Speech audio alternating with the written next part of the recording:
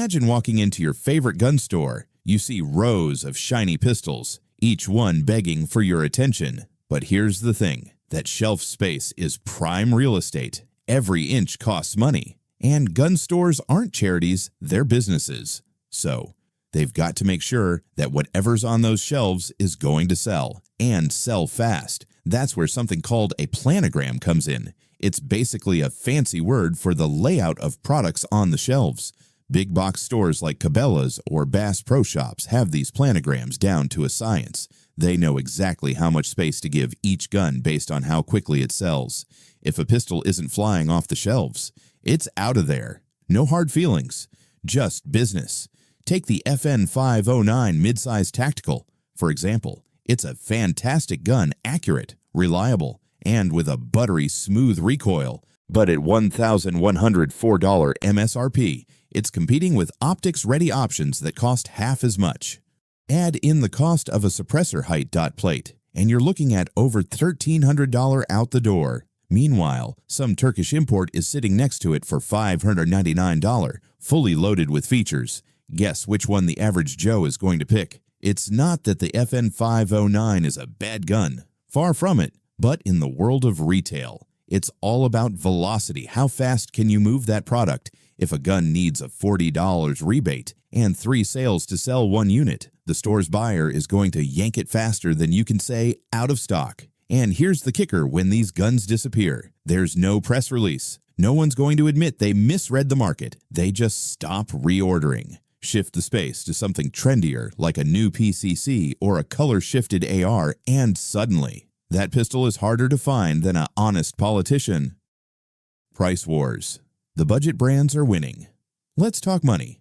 We all know that the gun market is flooded with options, and price is a huge factor for most buyers. Back in the day, a $369 Ruger Security 9 was a steal. It was reliable, American-made, and had that hammer-fired charm, but then the market got swamped with cheaper alternatives from Sweden, Turkey, and Croatia guns with slicker slides, night sights, and optics cuts, all at the same price point.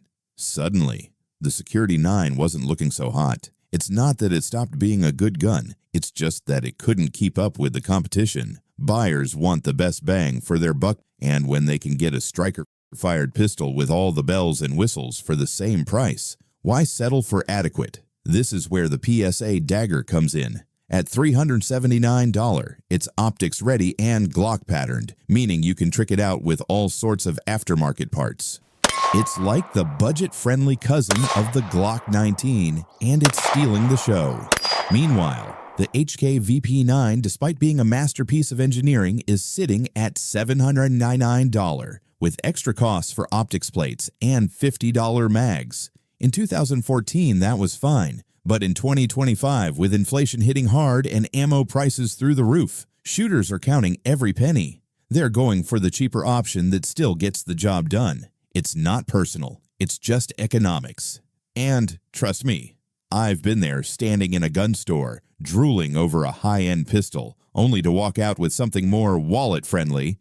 We've all done it. Consumer trends. What's hot? What's not? Here's where things get interesting. Consumer preferences in the gun world shift faster than a politician's promises. A few years ago, everyone was obsessed with compensated slides. Now, not so much. Turns out, those dinner plate-sized gas clouds aren't great for your white shirts or your wallet when primers cost 10 cents each. Buyers are also gravitating toward micro-compacts for concealed carry. They want something light, easy to carry, and packed with features. That's why the Beretta 92X RDO, with its 33-ounce heft and manual safety, is getting left behind.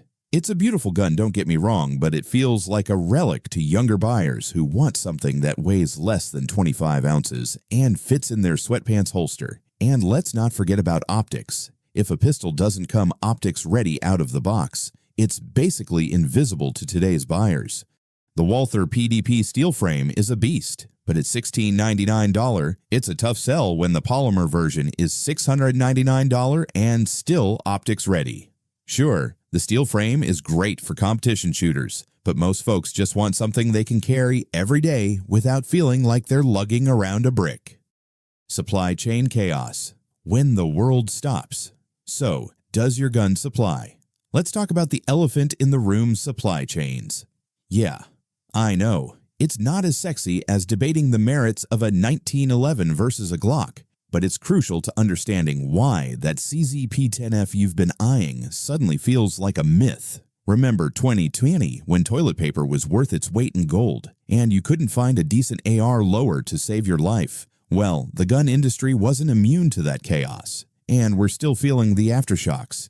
Take the CZ-P10F, for example. It's a solid full-size striker-fired pistol, great ergonomics, reliable, and at $399 MSRP. It's a steal. But here's the catch: import delays.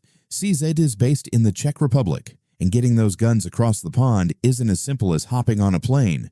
Throw in global shipping bottlenecks, and suddenly, that P10F is stuck in limbo, waiting for a cargo ship that's probably parked outside a port somewhere, playing solitaire. And it's not just CZ. Any gun that relies on international parts or manufacturing is at the mercy of the global supply chain. You've got Turkish imports, Croatian wonders, and even some American brands that source components from overseas. When those supply lines get clogged, it's like trying to suck a milkshake through a coffee stirrer, slow and frustrating. But here's where it gets really interesting. Even when the guns finally make it to U.S. shores, distributors have to prioritize. If CZ's Scorpion or Bren series are flying off the shelves, guess what gets the green light for shipping? Not the P10F. It's not that CZ doesn't want to sell it. It's just that they've got to focus on what's hot. So, the P10F ends up in a kind of retail purgatory, still listed in the catalog. But good luck finding one at your local gun store. It's like that one friend who always says they'll show up to the range but never does. You know they exist, but they're never where you need them to be. Model cannibalization. When new guns eat the old ones alive. Now, let's get into something that sounds like it belongs in a horror movie: model cannibalization. No, it's not as gruesome as it sounds, but it's just as deadly for certain pistols. Here's how it works. A manufacturer releases a shiny new model that's so good, it starts stealing sales from their own older models. It's like when your favorite band drops a new album, and suddenly, no one's listening to their greatest hits anymore. Take Springfield Armory, for example. They launched the Echelon at $649, and it's been a hit. Central Operating Group, super low VIS optic system. The works. Dealers couldn't keep them in stock. But here's the problem. Springfield already had the XDM Elite series, which was their bread and butter for years. Now, with the Echelon stealing the spotlight, the XDM Elite is starting to look like yesterday's news. It's not that the XDM Elite is a bad gun. Far from it.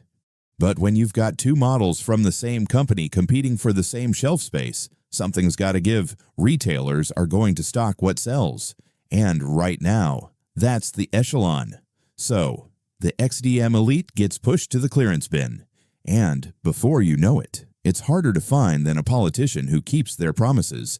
This isn't unique to Springfield either. 6 Hours doing it with their P320 lineup. The Spectre comp is objectively awesome tungsten-infused grip, integrated comp, gold tin barrel, but at $1399. It's a tough sell when you can get a standard P320 for half the price. And guess what? Most buyers are going for the cheaper option. So, the Spectre comp becomes a counter candy gun, something cool to look at, but not something that flies off the shelves. It's like having a Ferrari in the showroom. Everyone admires it, but most folks are driving home in a Camry.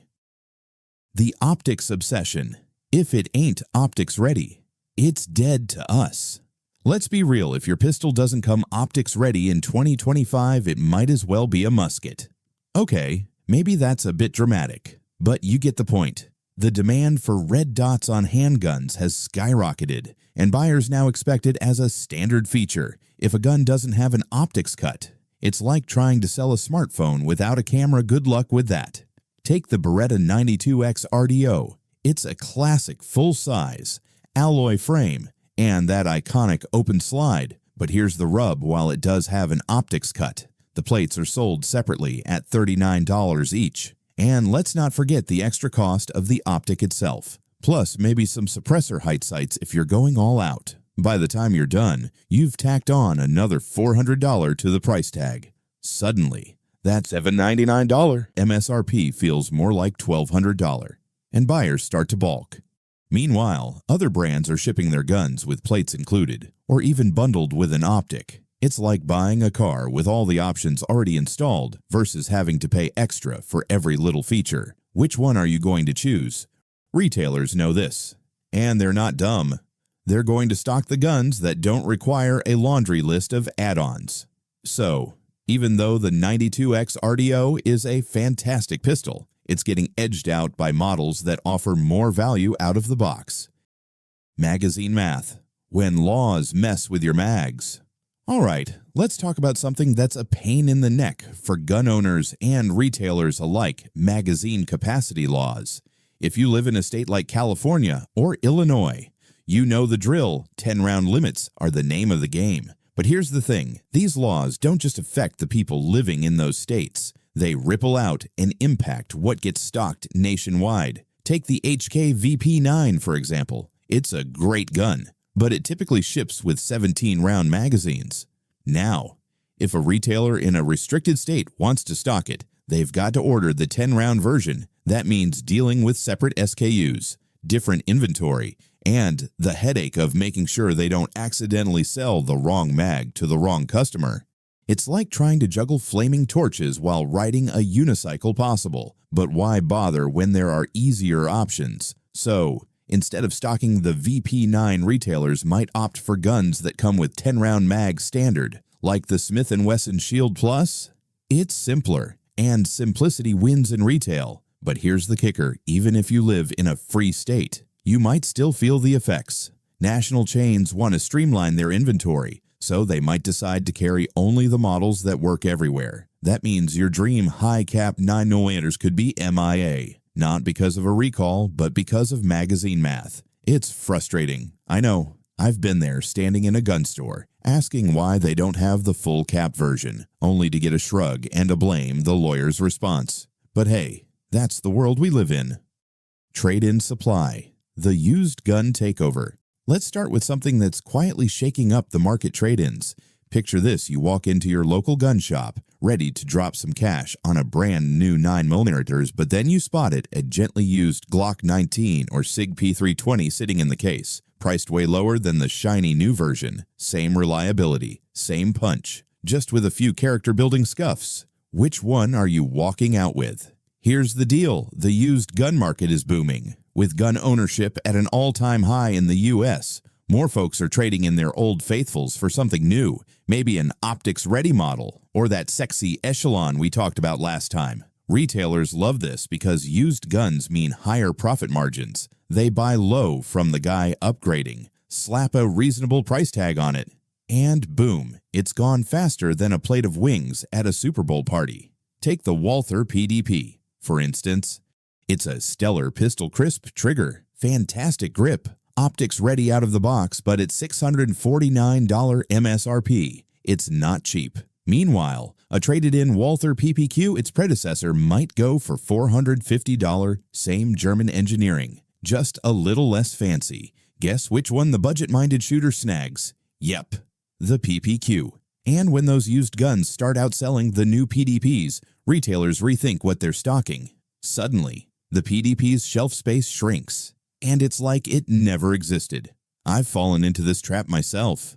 A while back, I was dead set on a new pistol, but the shop had a trade-in Beretta 92FS for a steal. It wasn't optics ready or striker fired, but it shot like a dream and saved me enough cash for a couple boxes of ammo. Retailers know we're suckers for a deal, and they're leaning into it hard. Accessory inflation, when the add-ons break the bank. Next up, let's talk about accessory inflation, because apparently a pistol isn't just a pistol anymore. It's a platform, a canvas, a whole dang ecosystem. You've got optics, lights, lasers, extended mags, custom holsters, the list goes on. And while that's awesome for customization, it's murder on your wallet. And, turns out, on some of these guns' shelf lives, take the FN509 midsize tactical. I've shot this bad boy, and it's a beaut smooth recoil. Great trigger, suppressor ready right out of the box. But here's the catch, it retails for over $1,000 now. If you want to trick it out for self-defense, and let's be real, you do. You're adding a red dot $200-$400, a weapon light $150 plus, and maybe some night sights $100 before you know it. You're staring down a $1,500 setup. That's not a pistol, that's a car payment. Compare that to something like the Ruger Max 9. It's optics ready, comes with a decent trigger, and starts at $399. Toss on a budget red dot and a light, and you're still under $700 for the average Joe who wants a reliable carry gun without selling a kidney. Which one's the winner? You guessed it, the Max 9. Retailers see those sales numbers and start prioritizing the budget-friendly options, leaving the FN 509 to gather dust in the catalog. It's like picking between a fully loaded steak dinner and a solid burger. The steak's amazing, but the burger gets the job done without making you cry over the bill. I learned this the hard way when I decked out a pistol with all the bells and whistles, only to realize I could have bought 2 guns for the same price. Live and learn, right? The future. What's next for these vanishing 9mm? So, where does this leave us? Are these pistols gone for good, or is there hope on the horizon? Let's break it down. First, the good news. Some of these guns might make a comeback.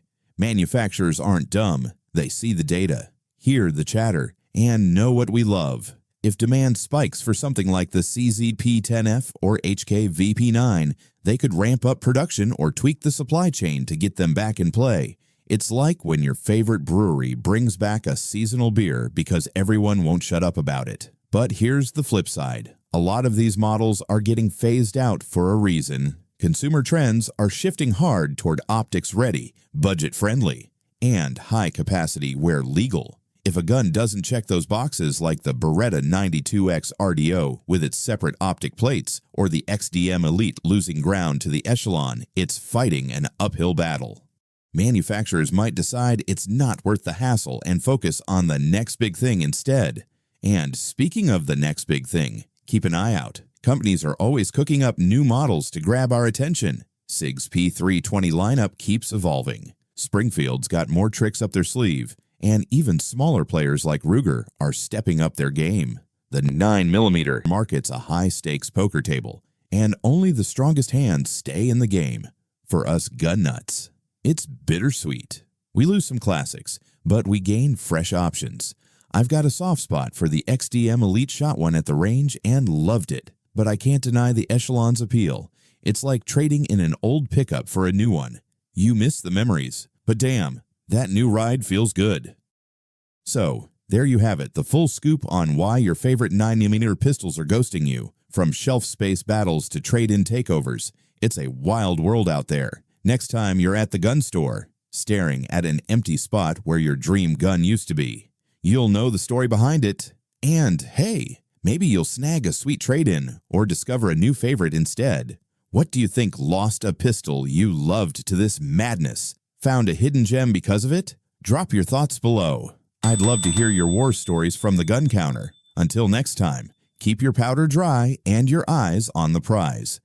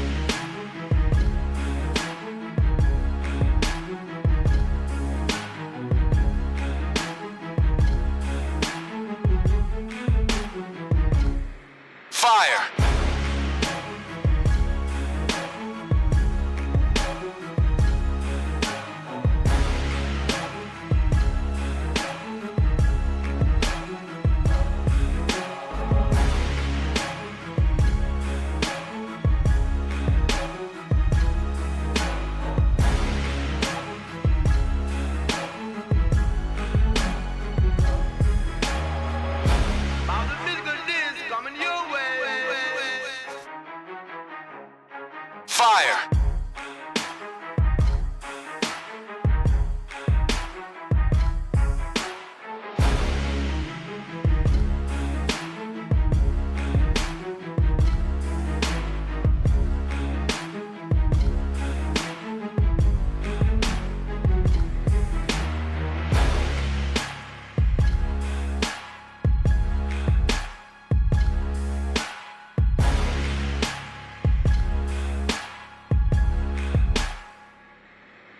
Fire!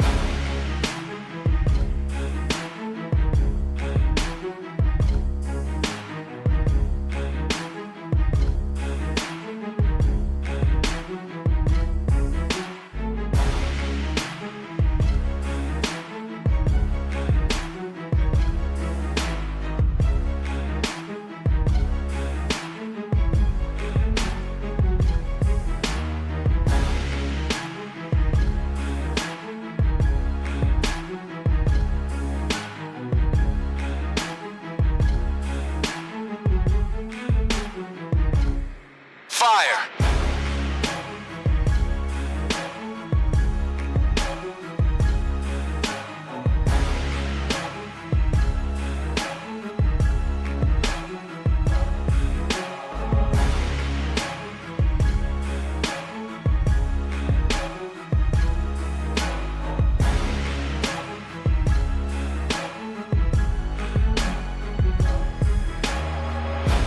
All the physical is coming your way. Fire!